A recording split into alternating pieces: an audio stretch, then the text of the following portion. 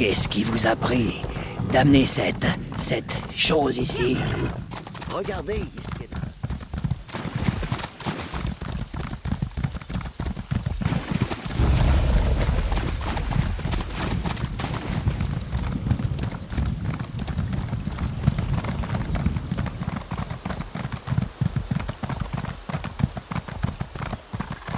Vous avez beaucoup voyagé, non?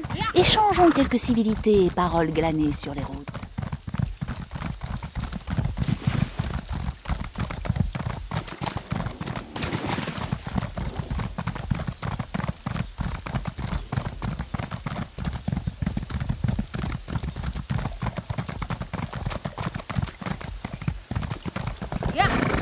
Parliste, que vais-je devenir? Bonjour. Ah, Cassandra m'a dit que vous seriez ici. J'ai des nouvelles. Votre démarche est vraiment tonique. J'en déduis que vos affaires avec les vives-gorges se sont bien passées. Splendide. En train de suivre une autre piste sur le vestige. Enfin, une piste potentielle. Quelqu'un avec qui elle a travaillé avant de fonder les conservateurs syrodiliaques. Mais je n'en sais pas plus. Elle m'a dit de vous demander d'aller la rejoindre. Faites donc cela. À l'ouest d'ici, près de cette prison étrange. Honnêtement, je n'ai pas tout retenu de ses paroles. J'étais trop préoccupée par son garde du corps. Son regard m'a donné des frissons. Bref, nous avons plus important à voir. Qu'avez-vous appris de Xoukas? De la poésie rituelle argonienne. Les paroles sont classiques, mais la métrique sonne faux. Il doit y avoir d'autres vers manquants. Honnêtement, c'est Cassandra qui est spécialiste de ce genre de choses. Vous devriez y aller. Je vais tâcher de trouver des textes utiles. Fumée et sève sèche. Il est étrange que Liste des Vives-Gorges s'exprime en termes si sombres. Peut-être décrit-il un âge de ténèbres? L'incursion alésienne de la première ère? Ou peut-être un autre à venir? Dieu, espérons que non. Oh, j'aimerais bien le savoir. Ce gars est une horreur, pas vrai? Elle l'a embauché il y a environ 6 mois. Je ne crois pas que sa vie ait jamais été menacée, mais son garde du corps ne la quitte pas des yeux. Ni nous non plus, d'ailleurs. Peut-être va-t-elle le virer maintenant que nous sommes là? Oh, croisons les doigts. Cassandra m'a fait venir. Honnêtement, c'est agréable de sortir de mon bureau de temps en temps. Je ferai peut-être un match de Tiba et nous tant que je suis là. Non, je vais devoir attendre. Je dois retourner à l'île Motte pour étudier votre poème. Oh, ils vont bien, même s'ils sont un peu secoués. Plusieurs d'entre eux ont juré qu'ils arrêtaient définitivement l'exploration. Je les comprends. Heureusement, Zadaza a choisi de rester. Ce n'est pas un enlèvement qui mettra fin à sa carrière. Elle est bien trop fière pour cela.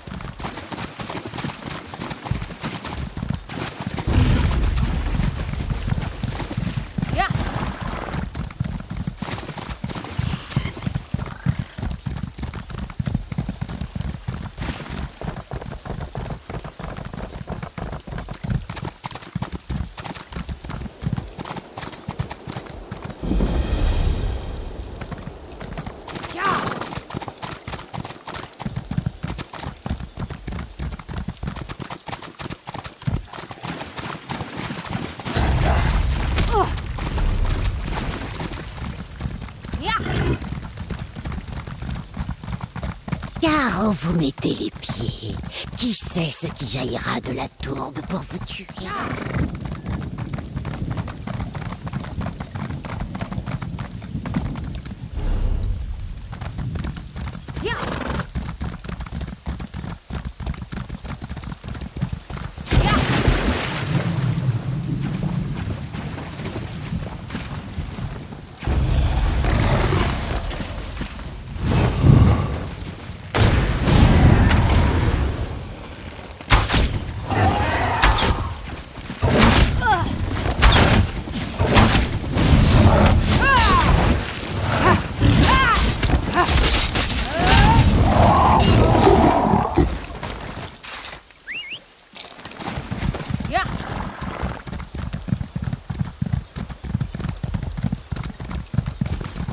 Rien à faire.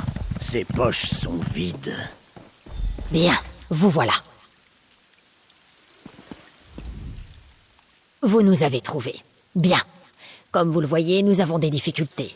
Veuillez nous excuser pour notre vilaine allure. Vos recherches dans le village des Vives-Gorges ont été fructueuses? Un meurtre, apparemment. La victime était Idzasi, un ancien associé. Pas aussi aimable ou futé que Famia, mais tout de même utile. Il faisait affaire dans des cercles malfamés. J'espérais qu'il nous en dirait plus sur les plans des Manteaux Noirs. C'est ce que nous essayons de déterminer. J'ignore ce qui est arrivé, mais ce n'était pas une mort rapide ou propre. Quel gâchis. Si les Manteaux Noirs en avaient après lui, c'est que Idzasi devait savoir quelque chose sur le vestige. Regardez un peu partout, et voyons ce qu'on peut découvrir. C'est bon pour le corps, Limas. Tu devrais faire ce que t'a dit la gentille dame et trouver des indices sur le vestige.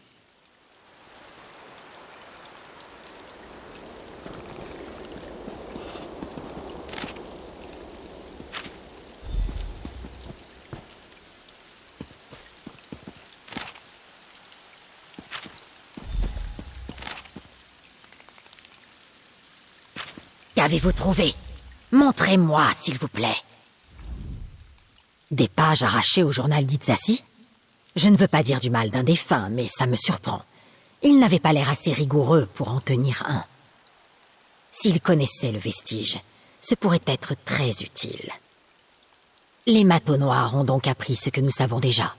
Personne ne peut arracher la vérité concernant le vestige à mes frères de couvée, car ils ignorent tout de lui. Seules leurs reliques tribales peuvent fournir des réponses. Comment avez-vous découvert l'énigme des Vives-Gorges? Vous voyez, la voix de List a besoin d'un canal, un moyen de communication physique. Les Manteaux Noirs n'ont pas réussi à acquérir le carillon des Vives-Gorges, mais ils cherchent clairement à dérober des reliques à la tribu d'Aigues-Mortes. C'est audacieux, ou particulièrement stupide. Exactement. Vous connaissez une des cales de la tribu, n'est-ce pas? Jaxic Horn, si je me souviens bien. Trouvez-la et plaidez notre cause. Si la tribu d'Aigues-Mortes possède un moyen de découvrir le vestige, nous devons le savoir avant les Manteaux Noirs. Bon voyage. Quand vous aurez conclu vos affaires avec les Aigues-Mortes, retrouvez-moi au QG des conservateurs syrodiiliaques à l'île Motte. Nous nous rapprochons de notre but. Je peux presque le sentir. Je vous en prie, ne prenez pas mon stoïcisme pour un manque d'intérêt. Tout ceci est proprement renversant. Mais pour répondre à votre question, oui, la primauté de ces reliques est une découverte franchement stupéfiante. Elle conforte ma théorie sur les Istes. J'ai écrit un traité à ce sujet il y a quelques années. Quelques 400 pages. Mais je peux vous le résumer. Les Argoniens partagent une relation particulière avec leur Iste. Ils entendent sa volonté, goûtent ses décrets. Oui, mais voilà. Je ne peux entendre l'Iste. Quand je pose mes mains sur l'écorce de l'Iste ou que je me repose sous ses frondaisons, je n'entends rien. Pas un murmure, pas d'odeur légère ni de ton reposant. Rien qu'un silence assourdissant. Merci. J'admets que ce silence me trouble. Mais voyez-vous, mes frères et sœurs de couvée ont parfois besoin d'un intermédiaire, eux aussi. Avec ces antiquités, les carillons, la relique d'Aigues-Mortes et pourquoi pas le vestige lui-même, je pourrais peut-être enfin entendre quelque chose.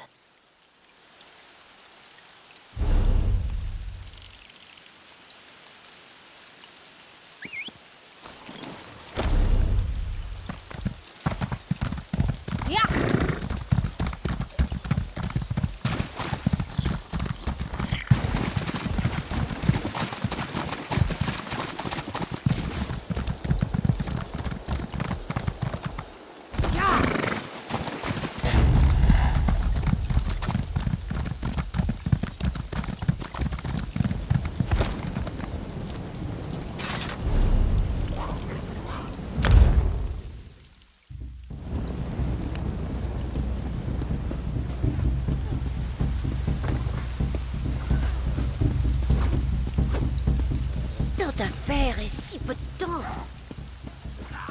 Je grince des crocs. Ceci est une profanation. Je plisse les yeux. Je sais ce que vous cherchez, vous et les matos noirs. Tsojei et moi taillons, tranchons et estoquons. Mais chaque jour, toujours plus d'Ogel nagent dans notre territoire. Ils cherchent le vestige d'Argon. Je dois le trouver avant eux. Je les devancerai. J'y réfléchis. Nous avons tué de nombreux sauvages ensemble. Nous le ferons à nouveau. Si List vous croit digne de connaître les secrets du vestige, vous survivrez. Sinon, tant pis. Je chasse les matos noirs. Ils rôdent autour de notre village, arrachant nos marqueurs funéraires comme des fleurs de sel. Ma crête se dresse. Spécial? Bien sûr que oui. Nos marqueurs funéraires ne gardent pas seulement nos défunts dans leur lieu de repos. Chacun raconte une histoire. Certaines sont aussi anciennes que la tribu elle-même. Certains de nos plus grands Rajkal ont même eu l'honneur d'utiliser une branche de Ist comme marqueur funéraire. Oui, voilà pourquoi il faut éliminer ces matos noirs. Retrouvez-moi dans le marais, à l'est du village. C'est là que se trouve notre proie, ainsi que de nombreux étouffes marais, libérés de leur sommeil par ces sauvages de voleurs. Sortez vos griffes, Ogel. Il est temps de partir à la guerre.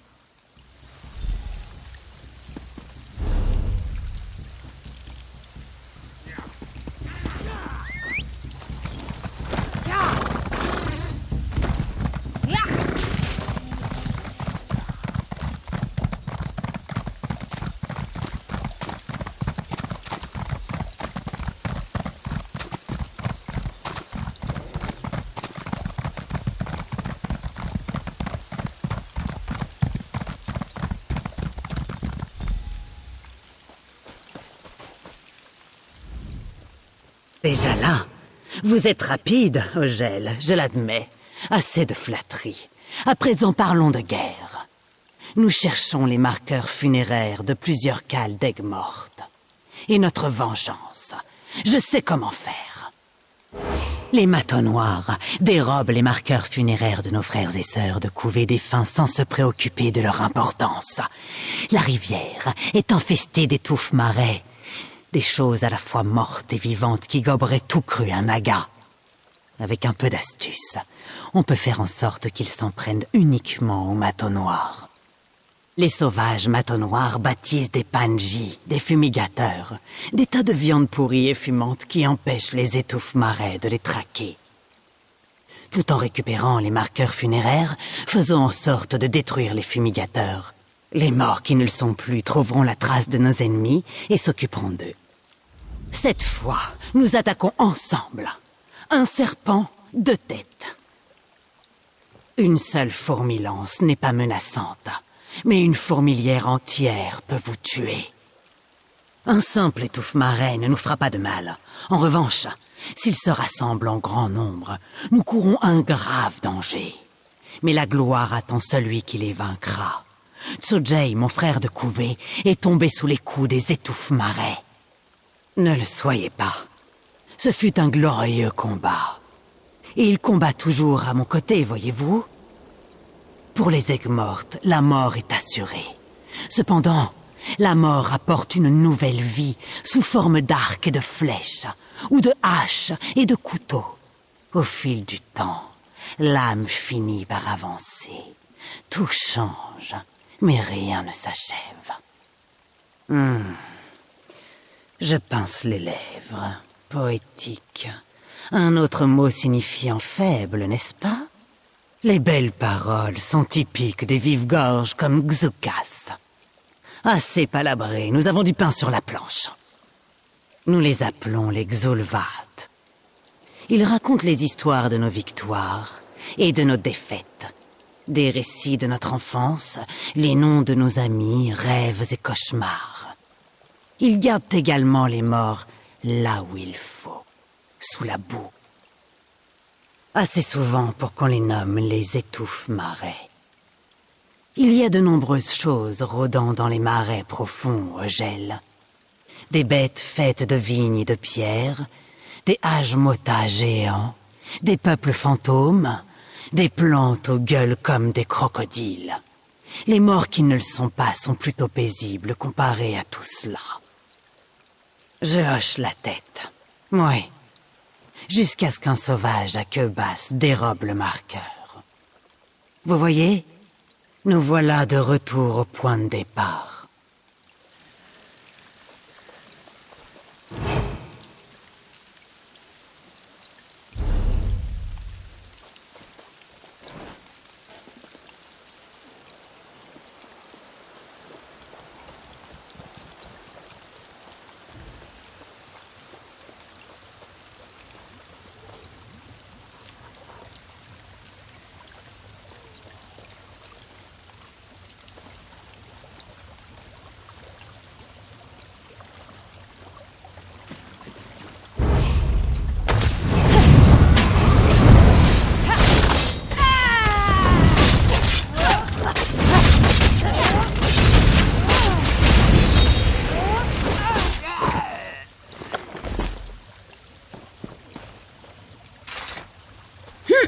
Bien.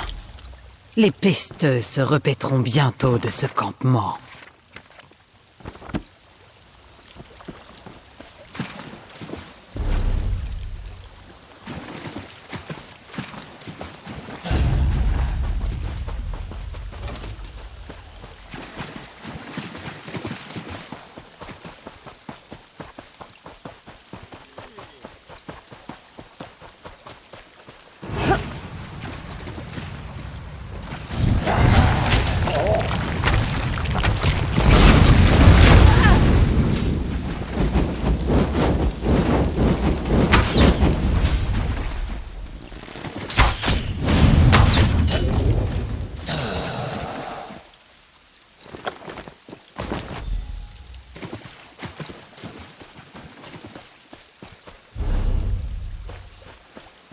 Mon informateur à l'île Motte.